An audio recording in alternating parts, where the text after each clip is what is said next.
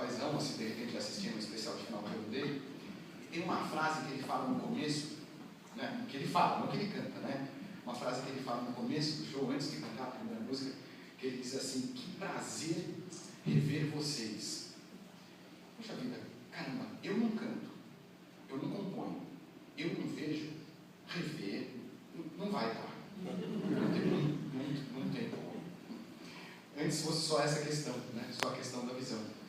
Mas, para que a gente possa entender, essa música que a gente ouviu ao fundo, uma música que chama As Flores do Jardim da Nossa Casa, ela foi feita em 1969. Logo depois que eu nasci.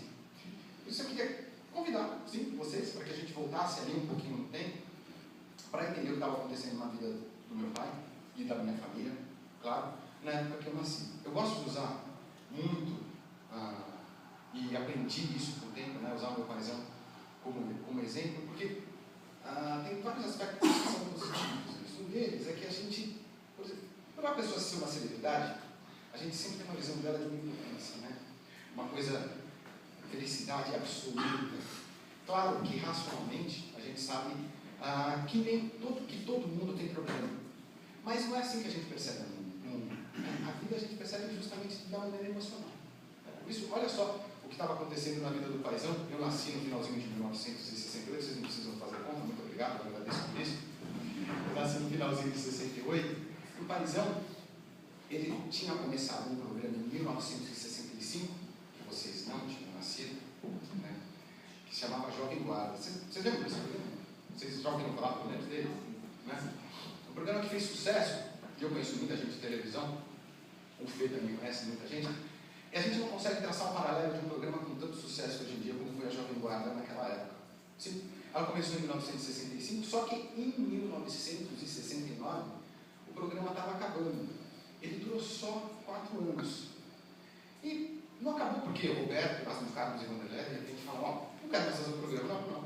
Os índices de audiência já não eram bons. Né? Foi uma febre no começo, mas foi como uma paixão. Durou pouco. Uma outra coisa que estava acontecendo na vida do paizão é que ele tinha se casado com a minha mãe. Aí vocês pensam: cara, mas se casar? Qual o problema de se casar? Nenhum. Só que a minha mãe, na época, era uma mulher separada. E em 1967, que foi o ano que eles se casaram, mulher separada não era considerada mulher direita. Era assim, né? Que inclusive era o termo que se usava, as famílias batiam no peito. Na minha família não tem nenhum desquitado. Hoje em dia é o contrário, né? As pessoas batem no peito e falam: na minha família tem 35 desquitados. Olha que maravilha, que beleza, hein? Além de tudo, né, tinha vindo uma filha do primeiro casamento, a minha irmãzinha Ana Paula, né? E ele estava mudando, sim, o estilo musical dele. Ele estava deixando de cantar músicas como, por exemplo, Eu Sou Terrível, Calhambeque, Lobo Mal, para cantar um amor mais maduro.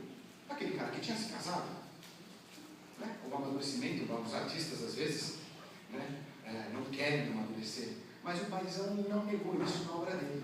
Ele fez isso na vida pessoal e também na obra. Começou a cantar músicas como, por exemplo, Debaixo dos Caracóis dos Seus Cabelos, a própria música As Flores do Jardim da Nossa Casa já era nessa fase, né? Depois veio uma fase de mensagens religiosas também, de mensagens ecológicas. Cantou o amor de várias formas, de maneiras sensuais, cavalgada, café da manhã. Cantou emoções, fez caminhoneiro, fez grandes músicas. E claro, uma música muito mais madura do que era feita na época da Jovem Guarda. Só que foi justamente nesse cenário, né? Nesse cenário de mudanças, e eu acho que é bom a gente sempre grifar isso, mudanças na vida de qualquer um, sempre trazem para a gente inseguranças, né? Mente aquele que diz que não, né? Um cara que está passando por uma fase de mudanças e pelo menos não está temendo alguma coisa, é um tremendo mentiroso ou, de repente, muito inconsequente. Foi aí que eu nasci, no dia 14 de dezembro de 1968. E olha as questões paradoxais, né, na vida do paizão e na minha também. Eu não sei se vocês já ouviram falar, mas se não ouviram, claro que vocês. A idade de vocês aqui beira 35, né, Fê? 18 a 35. 18 a 35, então talvez vocês não tenham ouvido falar. O paizão é um cara muito religioso, isso acho que vocês devem saber, mas ele é muito supersticioso também. Eu nasci num sábado, dia 14. O que vem antes no sábado, dia 14?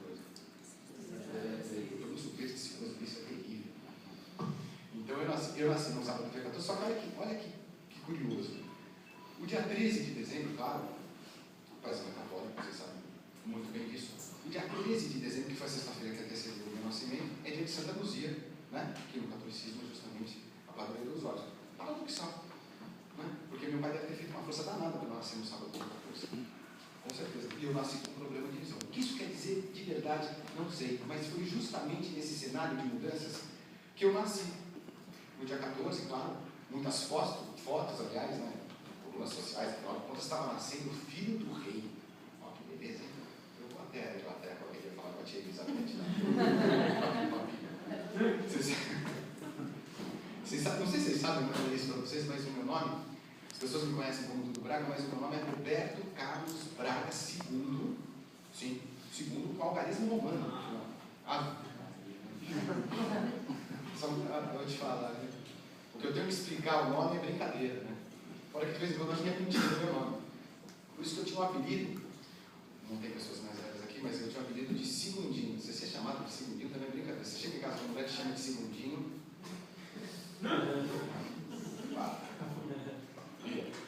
E foi nesses cenários, né? Nesse cenário de mudanças que eu nasci.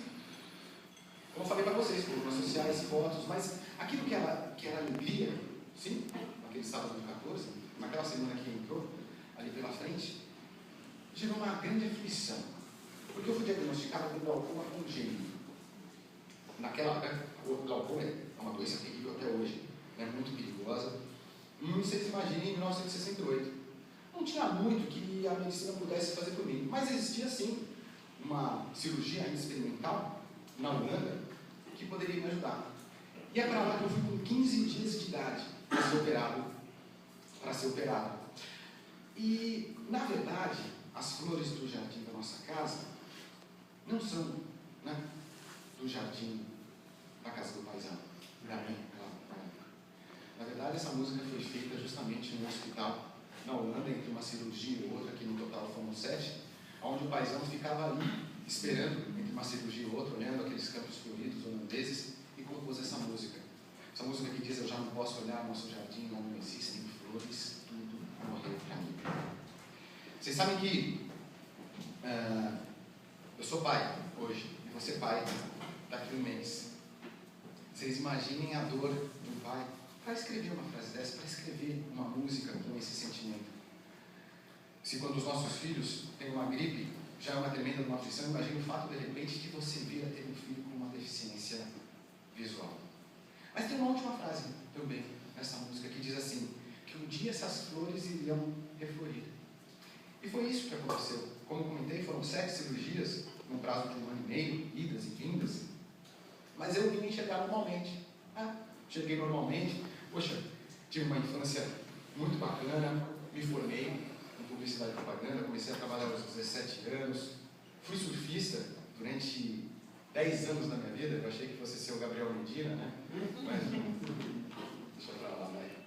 Aí eu percebi que não era. Cheguei a morar inclusive no litoral, né? Viajei o mundo inteiro atrás das ondas, fui para o Hawaii, fui para a Califórnia, fui para Portugal, fui para Fernando de Noronha. Era uma paixão mesmo. Vocês sabem que justamente por causa dessa paixão não, né? Na verdade, tinha ido para o litoral norte de São Paulo, para Maresias, passar um final de semana, 7 de setembro de 1992. Eu estava voltando, dirigindo o meu próprio carro, quando eu percebi uma mancha no meu campo visual logo acima. Num prazo relativamente curto, sei lá, uns 2, 3 dias, eu estava enxergando da metade para baixo, sim, da metade para cima não. Caramba, claro, né? Eu sempre tive um glaucoma controlado, mas sempre tive nos médicos. Eu também o médico ele falou: você está com um descolamento de retina. O descolamento de retina, ao contrário do glaucoma, né, que é tratado cirurgicamente, descolamento de retina, existem várias cirurgias, se passaram aí também 22 anos, o índice de sucesso é muito bom, 96% de sucesso as cirurgias de descolamento de retina. Mas o meu médico, no meio das dúvidas, falou: Dudu, gostaria que você fosse operado fora do Brasil. Eu falei: poxa vida, ok. Só que eu fui operado fora do Brasil por um médico brasileiro. Que bacana. Que bom. Muito bom. O Dr. Roberto Abdala Moura, né, um tremendo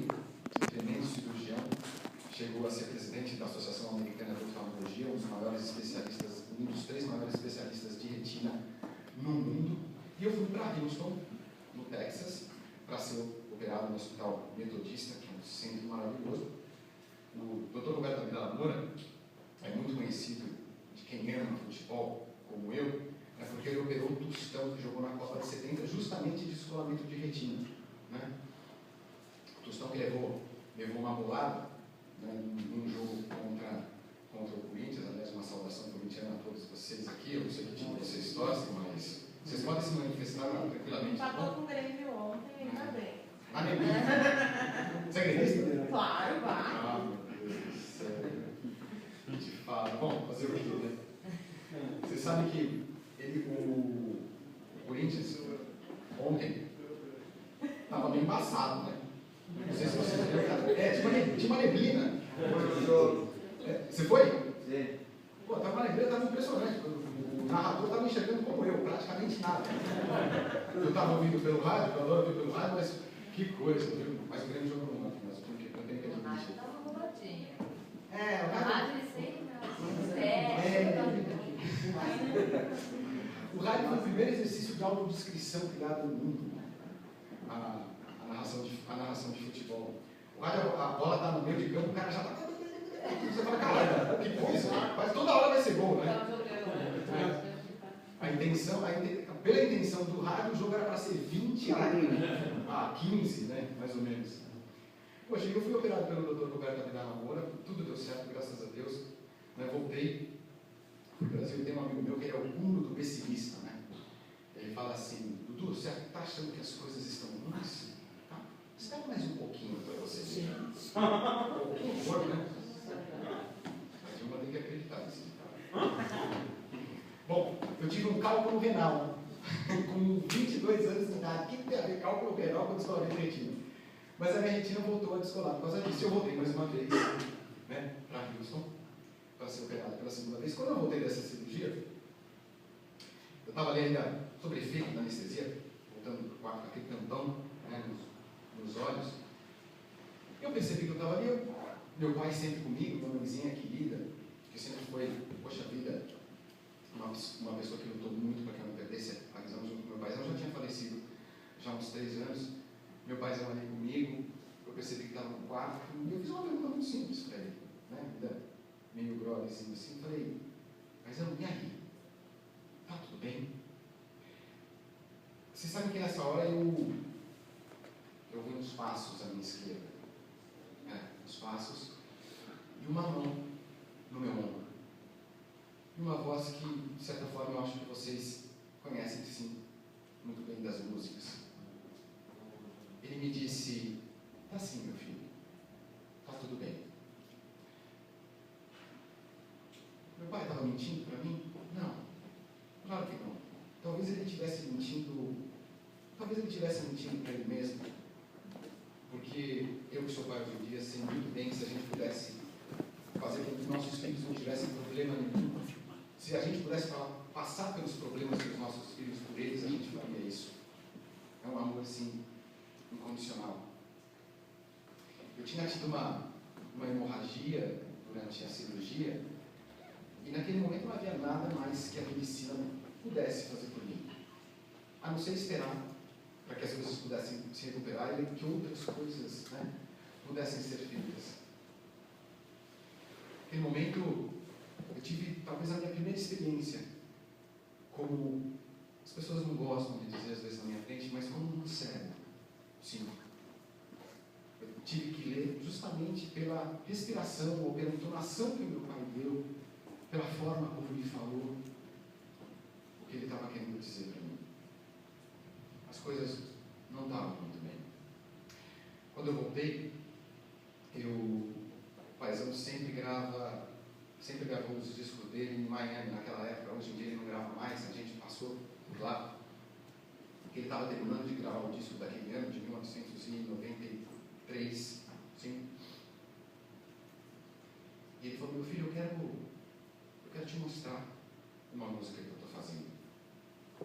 Ele me chamou no estúdio, fechou a porta, ali já não estava realmente mais conseguindo andar sem alguém me guiar. Ele fez com que eu sentasse e me mostrou uma música que falava assim, que Que as pedras no meu caminho, meus pés suportem pisar, mesmo no ferido de espinhos, me ajude a passar. Eu, de verdade, não sou tão religioso como o paisano. Muitas vezes a gente conta com a fé das outras pessoas, né? Essa música me ajudou muito. Claro, me ajudou porque eu senti naquele momento que estava sendo acolhido, que eu estava sendo afagado por ele. E, de certa forma, contando, sim, com a fé dele. Voltei para o Brasil, algumas idas e vindas até Houston, até que em 94 eu voltei para ficar um tempo maior. Tive mais uma cirurgia, que eu tive que ficar 6 meses deitado na cama para que talvez a minha retina pudesse se acomodar e dali eu tirar alguma visão. Naquele ano de 94, é engraçado a gente perceber como às vezes alguns acontecimentos públicos, né, mexem com a vida da gente. E naquele ano aconteceram 2, um muito triste, né, e um muito feliz. Acho legal até para a gente conseguir aqui situar e fazer um paralelo entre as nossas vidas, para saber o que cada um estava passando naquela época, né? Por favor, vocês podem se manifestar à vontade, hein? Uma coisa que aconteceu foi que, justamente, imagina, uma coisa que aconteceu foi a morte do nosso querido Ayrton Senna, né? Que foi muito pesado. Mas uma outra coisa muito feliz que aconteceu foi o tetracampeonato do Brasil, justamente nos Estados Unidos, que era onde eu estava. E é engraçado porque uma das últimas coisas que eu enxerguei na minha vida foi um gol do Brasil. Né? Foi um gol do Brasil. Aliás, olha que curioso, né? Contra a Holanda, que me acolheu 22 anos antes para eu ser operado. Né? Eu não sei se vocês se lembram desse jogo, Brasil-Holanda em 1994, não, no ano passado. Aliás, no ano passado, agora a gente não fala de futebol. É verdade. Pode esquecer. Mas vocês vão ter que concordar comigo uma coisa. Naquele 7-1, eu tenho uma coisa em comum com o jogador brasileiro que estava naquele jogo. Os caras não viram a bola. Que coisa, hein? Vamos mudar de assunto aqui. Deixa eu lembrar do 3-2, que foi o seguinte: o Brasil começou o segundo